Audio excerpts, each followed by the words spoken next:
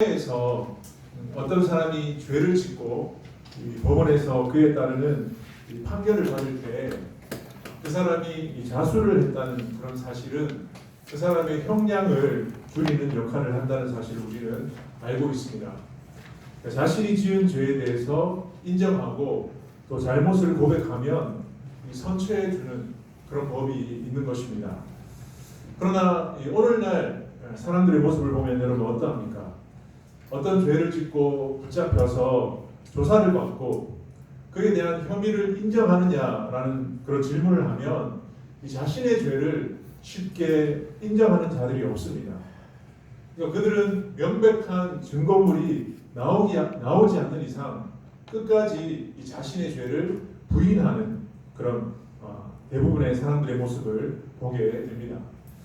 여러분, 우리가 이 세상을 살아가며 실수하지 않는 사람은 없습니다.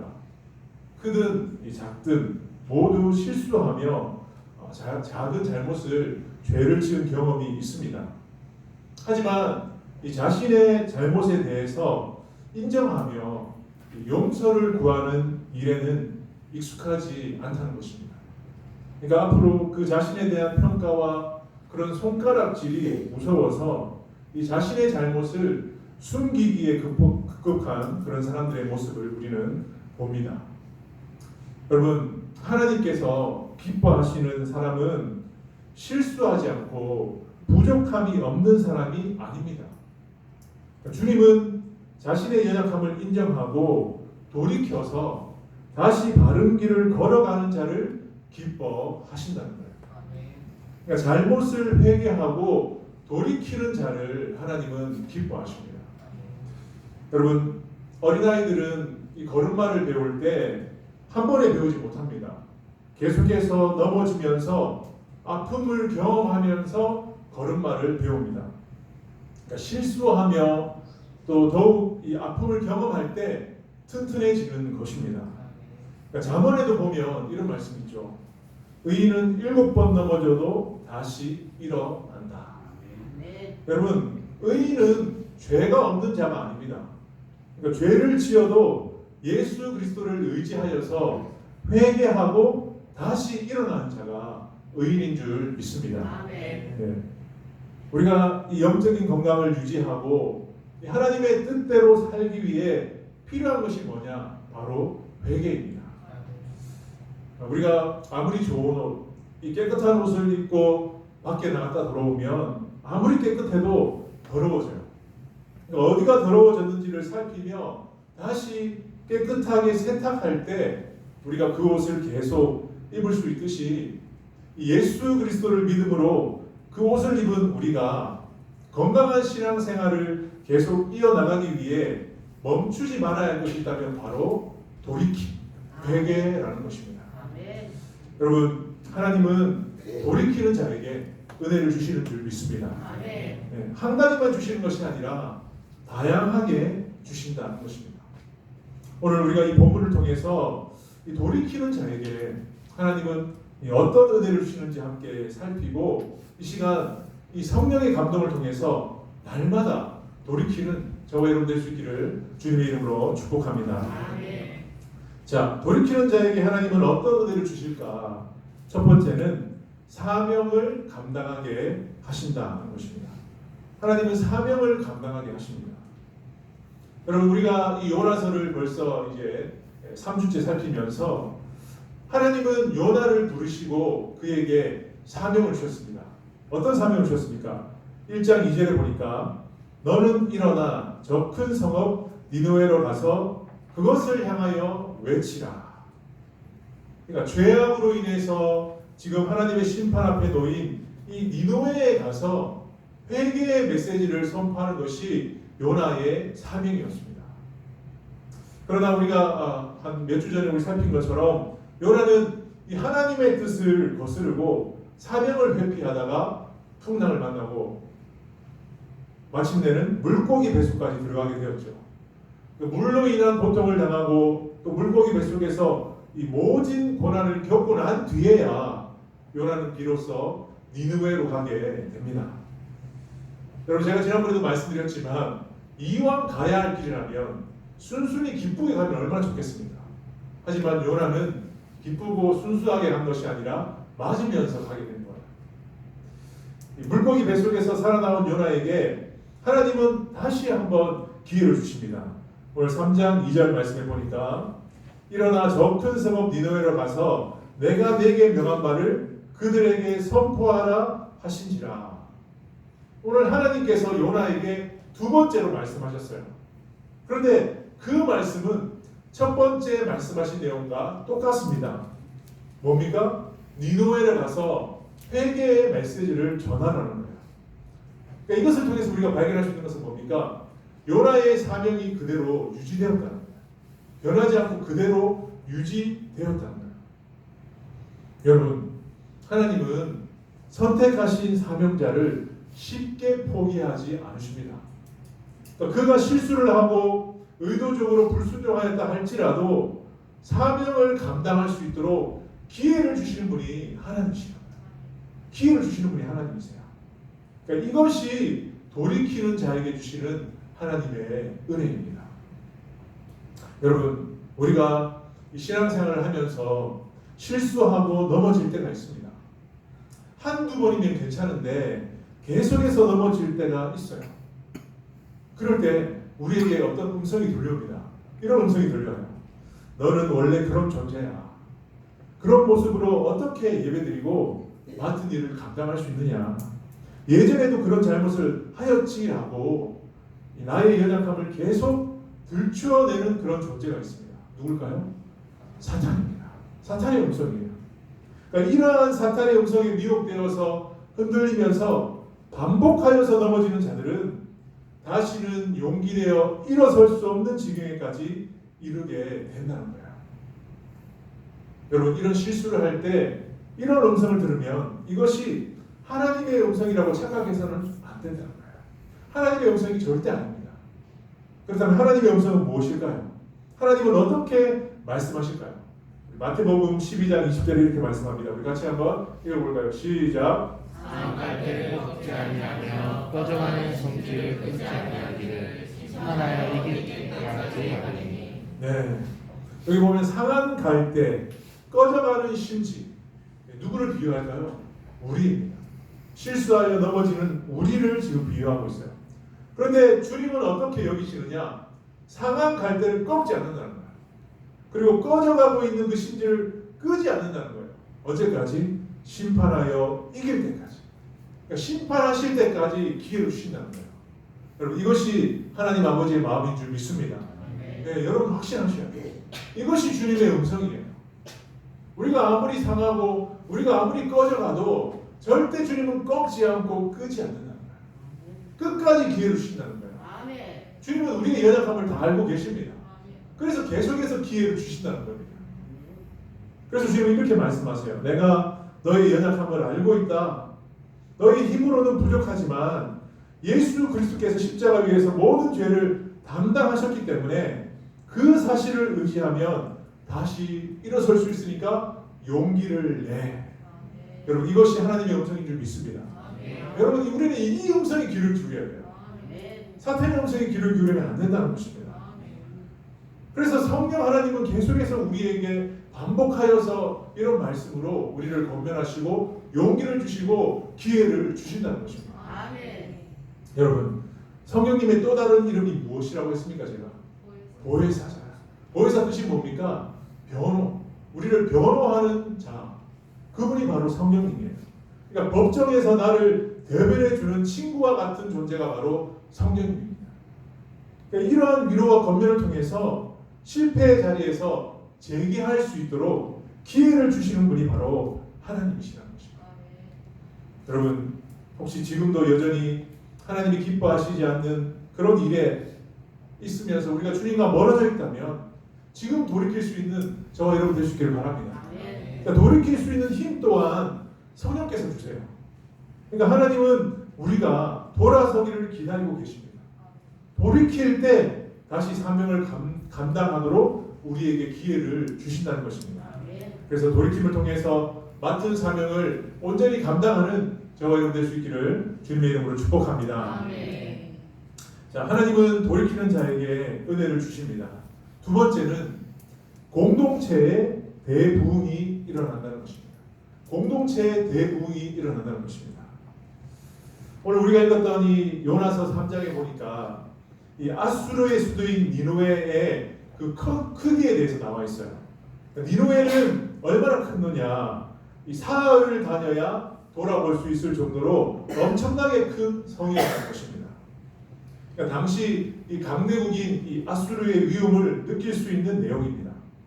자, 그런데 오늘 우리가 읽은 이 본문에 보니까 요나는 그 성을 가서 하루 동안을 다니면서 죄에 대한 하나님의 심판을 외쳤다라고 나와 있어요.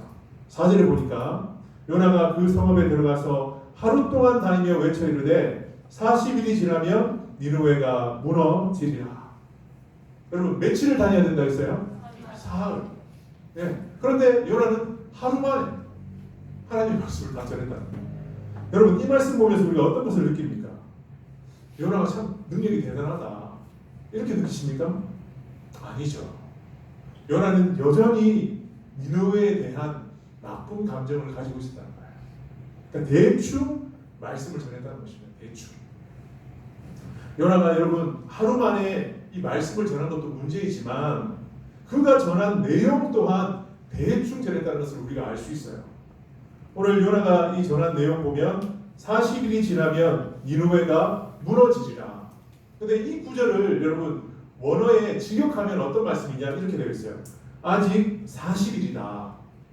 그리고 니느웨가 무너질 것이다. 여러분 이 말이 무슨 말인지 아시겠습니까? 이해가 됩니까? 아직 40일이다. 그리고 니느웨가 무너질 것이다. 왠지 말이 안 되잖아요. 그러니까 이렇게 전했다는 거예요. 대충. 그러니까 대충 하루 만에 다니고 대충 하나님의 말씀을 전했다는 것입니다. 여러분 근데 놀라운 것은 요나가 하루 만에 대충 말씀을 전하였지만 이 심판의 경고는 니느웨 전체를 뒤흔들어 놓았다는 거예요. 오늘 말씀을 보니까 먼저는 모든 백성들이 하나님을 믿고 금식을 선포하고 엎드렸습니다.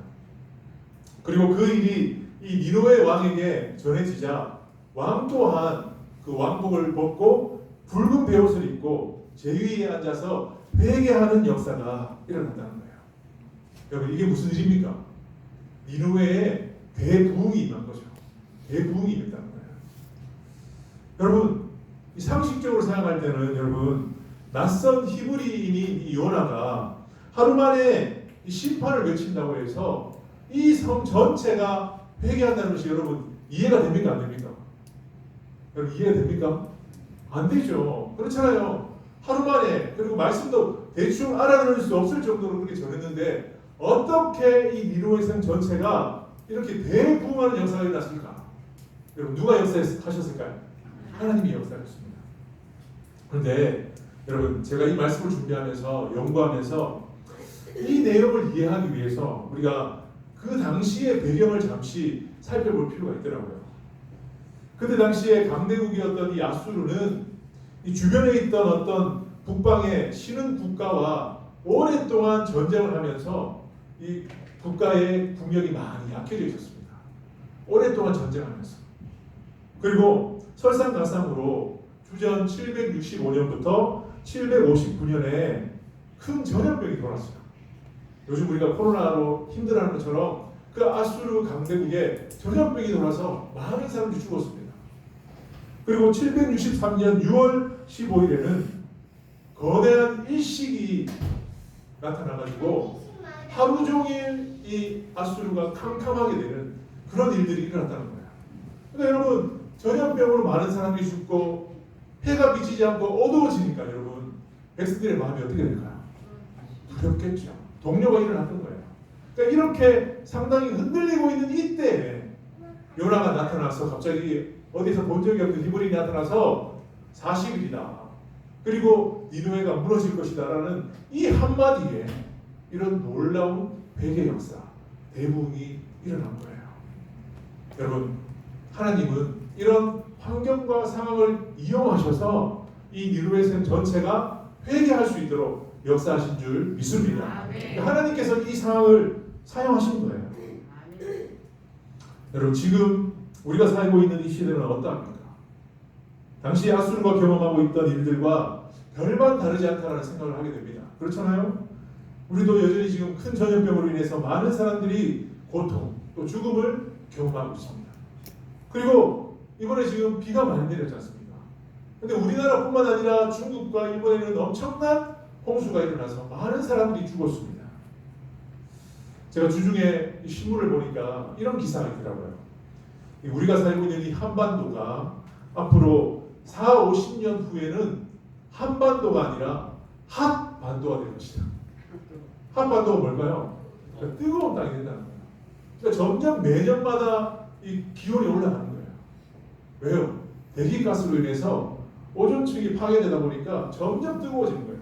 그러니까 올여름도 아마 더울 건데 내년이 더 덥고 계속해서 더워지다 보면 앞으로 우리나라에서 사과를 맛보지 못할 수도 있다. 사과. 여러분 사과는 추워야 이렇게 되는데 그런 추위가 사라진다는 거예요. 그러니까 이런 재해들이 계속 일어날 수 있다는 것입니다. 여러분 이런 환경과 상황이 왜 일어날까요? 하나님은 이런 상황 가운데 우리는 하나님의 이 심판의 메시지를 듣고 돌아서야 된다는 거예요. 돌이켜야 된다는 거예요. 그러니까 심판의 메시지가 우리 마음에 와닿아야 돼요. 그런데 돌아보면 지금 현재를 보면 별로 와닿지 않다는 것입니다. 왜요? 아직은 먹고 살만하다고 여기기 때문에. 그러니까 주님께서 이런 환경과 상황을 주시는 이유는 돌이키라는 것인데 저 자신만 돌아봐도 그렇더라고요. 아직 살만하니까 별로 이런 메시지들이 제 마음속에 와닿지 않더라고요. 여러분 우리 자신을 돌아보고 돌이킬 때 공동체가 살아나는 은혜가 임할 줄 믿습니다. 여러분 가장 건강한 공동체는 어떤 공동체일까요? 그것은 바로 날마다 말씀 앞에서 자신을 돌아보고 회개하는 공동체가 가장 건강한 공동체인 것입니다. 네. 그러니까 왜 이렇게 돌이켜야 될까요? 이렇게 돌이킬 때 우리는 날마다 하나님의 새로운 은혜를 공급받을 수 있기 때문에 우리가 돌이켜야만 합니다. 그때 우리 공동체는 건강하고 성장하고 성숙하게 되는 줄 믿습니다. 여러분 이 메시지를 우리는 받아들여야 돼요. 받아들여야 돼요. 그러니까 회개할 때 이런 새로운 일들이 일어난다는 것입니다. 여러분 하나님은 우리 마음이 움직이기를 바라십니다. 오늘 말씀해 보면 이방 나라의 왕과 백성의 마음도 움직이신 하나님이세요. 하물며 하나님의 백성들이 이 말씀을 듣고 돌이키지 않는다면 여러분 우리가 어떤 일을 당할까요? 여러분 분명한 것은 그 누구든지 돌이키기만 하면 하나님의 은혜는 파도처럼 밀려오는 줄 믿습니다. 파도처럼 밀려와요. 여러분 그렇잖아요. 우리가 평생 살면서 한 번은 이런 은혜의 파도를 맛보아야 되지 않겠습니까?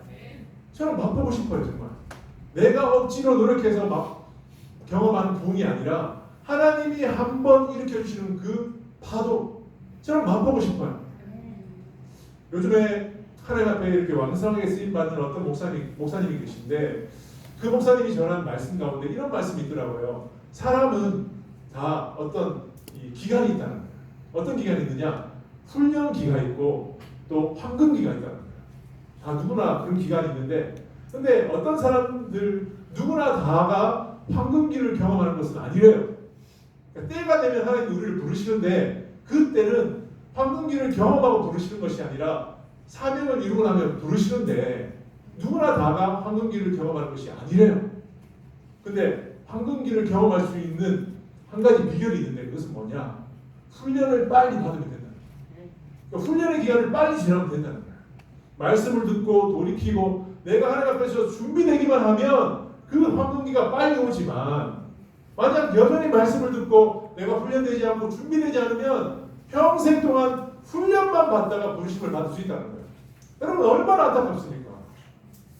100년 아니면 70평생을 살면서 우리가 한 번쯤은 황금기를 보내야 되지 않겠습니까?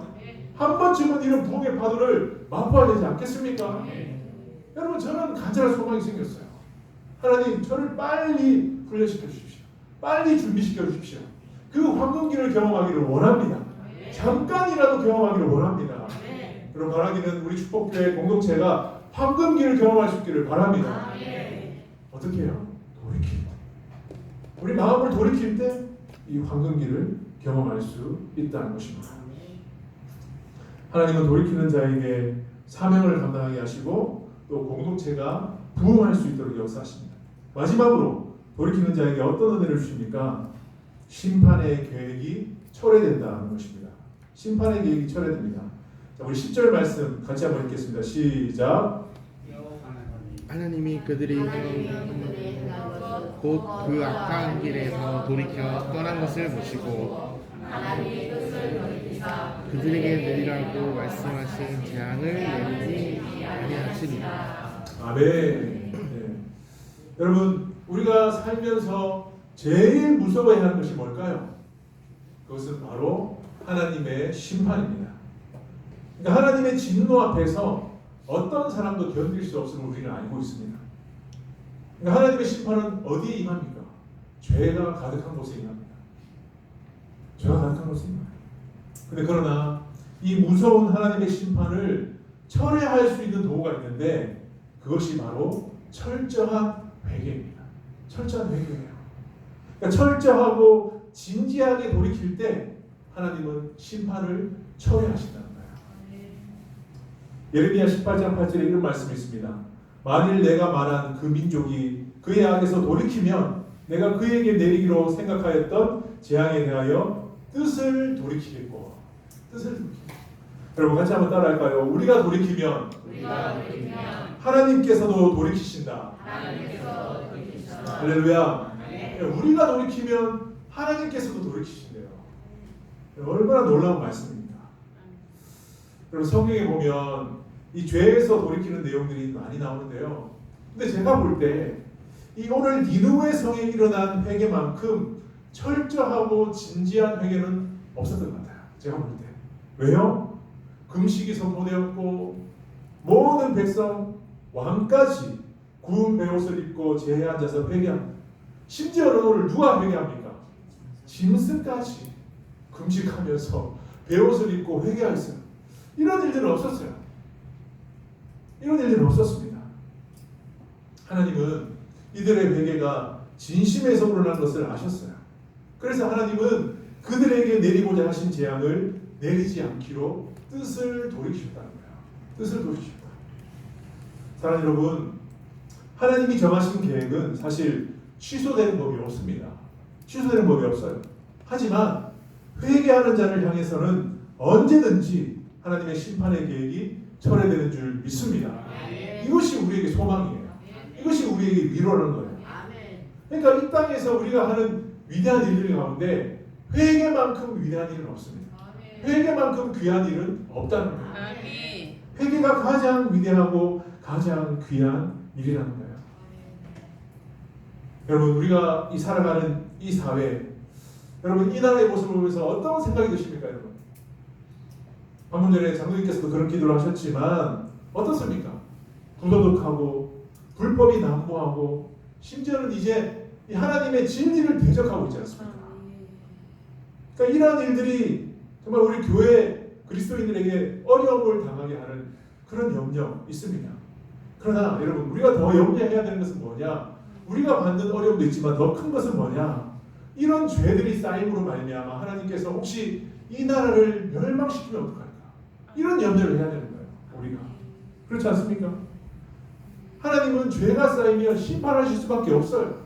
그게 하나님의 속성입니다.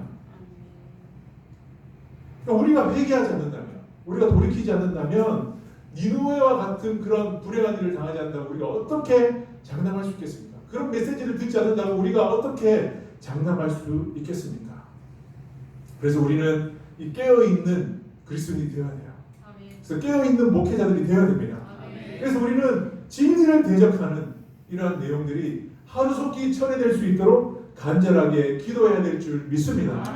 그러니까 죄로 인해서 이 나라가 망하면 안 되기 때문에, 그러니까 하나님이 우리를 향한 그 징계의 계획을 축복으로 바꾸실 수 있도록 우리는 진심을 다해서 기도해야 되는 줄 믿습니다. 그럴 때 하나님은 돌이키신다는 거예요. 우리 어떻게 기도해야 될까요? 시편 51편 17절에 이렇게 나와 있습니다. 같이 한번 읽을까요? 시작. 하나님께서 구하시는 제사는 상한 심령이라 하나님이여 상하고 통회하는 마음을 주께서 멸시하지 아니하시리라. 할렐루야. 하나님은 상한 심령으로 중심에 통회하는 그런 제사를 기뻐하시고 그런 기도를 들으신다는 거예요. 그러니까 나의 육체를 상하는 것이 아니라 나의 마음을 상해야 돼요. 나의 마음을 상해야 돼요. 여러분, 말씀을 정리합니다. 나와 공동체와 민족이 사는 길은 잘못된 길에서 돌이키는 것입니다. 하나님 앞에서 철저하게 회개하는 것입니다. 그래서 저는 적용하기를 원합니다. 저부터 돌아볼 거예요. 저는 제가 목회자로서 바로 살고 있는가, 사역, 사명에 대해서 제가 돌아봅니다. 그리고 이 자리에 앉아있는 우리들조차도 돌아봐야 돼요. 직분자로서 장로님, 권사님, 우리 집사님들 모두가 다 돌아봐야 돼요. 내가 정말 제대로 살아가고 있는가, 내가 말씀대로 살아가고 있는가를 돌아봐야 됩니다. 돌아봐야 돼요. 그래야 우리가 돌이킬 수 있는 것입니다. 그리고 사명감을 가지고 회개해야 돼요. 사명감을 가지고 내가 이 나라를 살리리라, 내가 이 지역을 살리리라, 내가 우리 교회를 살리리라 라는 그런 사명감을 가지고 기도해야 돼요. 그래서 진노 대신 복을 주실 그 하나님을 우리는 기대해야 됩니다. 여러분, 하나님이 주시는 복은 철저한 돌이킴에서 자연스럽게 흘러나온다는 사실을 여러분 확신할 수 있기를 바랍니다. 억지로 받아들이는 것이 아니라 자연스럽게 하나님의 복이 흘러간다는 것입니다. 그래서 여러분, 다른 사람들은 몰라도 우리 축복교회 성도들만큼은 꼭 진지하고 철저하게 돌이킬 수 있기를 바랍니다. 그래서 우리를 통해서 이 지역이 살아나고 또 우리 교회가 부흥되고 또 이 나라가 회복되는 은혜가 있기를 주님의 이름으로 축복합니다. 우리 같이 한번 이 시간 말씀을 기억하면서 같이 한번 찬양할까요? 주가 보이신 생명의 길, 우리 같이 한번 찬양하고 기도하겠습니다. 우리 같이 한번 자리에서 일어나실까요?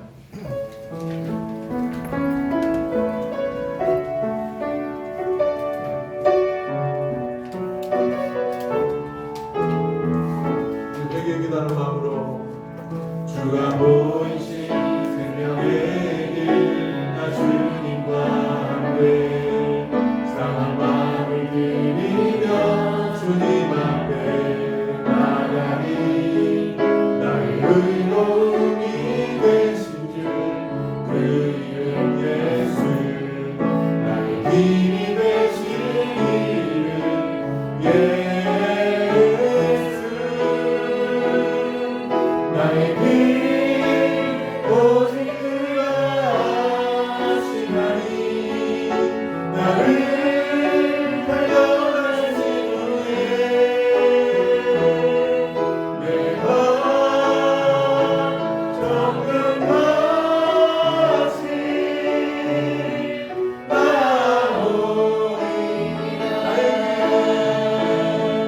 나의 길 오직 그가 하시나니 나를 발견하신 후에 내가 정금 다시 나오리라.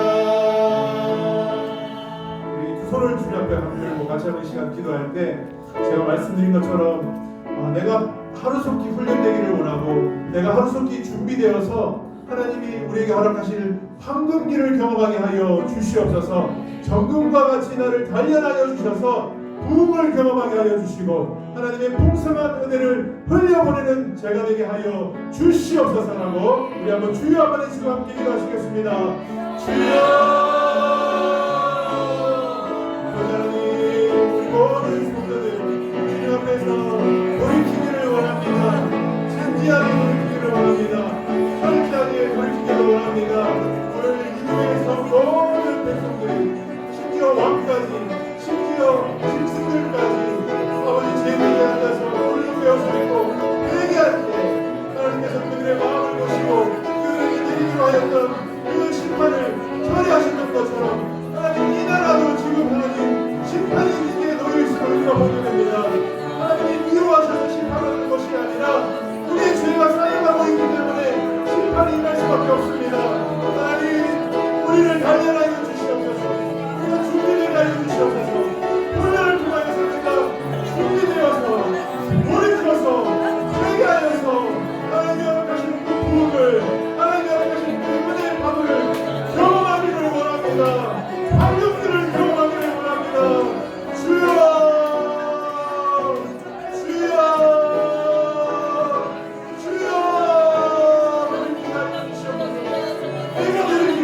주시고 우리가 너를 위하여 주시고 이 지역이 너를 위하여 주시고 이 나라가 너를 위하여 주시옵소서.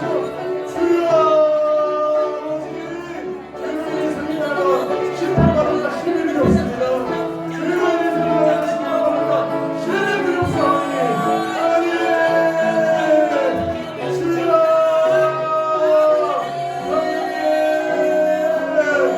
용서하여 주시옵소서. 우리가 돌이키겠습니다. 우리가 돌이키겠습니다. 주여 용서하여 주시고 완전하여 주시고 정금과 같이 사용하여 주시옵소서. 정금과 같이 사용하여 주시옵소서. 황금기와 아버지 사랑하게 하여 주시옵소서. 아버지 앞에 쓰임받게 하여 주시옵소서. 아버지 앞에 쓰임받게 하여 주시옵소서. 나의 길 오직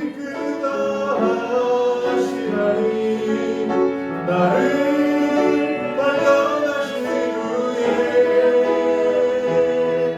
내가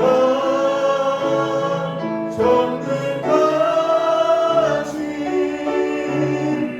나오리라. 내가 정금같이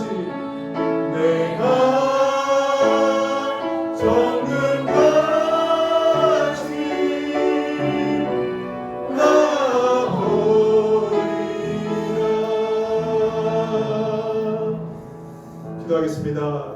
주 예수 그리스도의 은혜와 하나님의 사랑과 성령이 함께하시며 교통하심이 주님 앞에서 진심으로 철저하게 돌이킴을 통하여서 준비되어지고 훈련되어지고 정말 하나님 앞에 정금으로 나옴으로 말미암아 하나님 앞에 아름답게 쓰임받기를 원하고 결단하는 우리 축복교회 성도들 가운데 지금부터 영원히 함께 하시기를 예수님의 이름으로 간절히 축원하옵나이다. 아멘.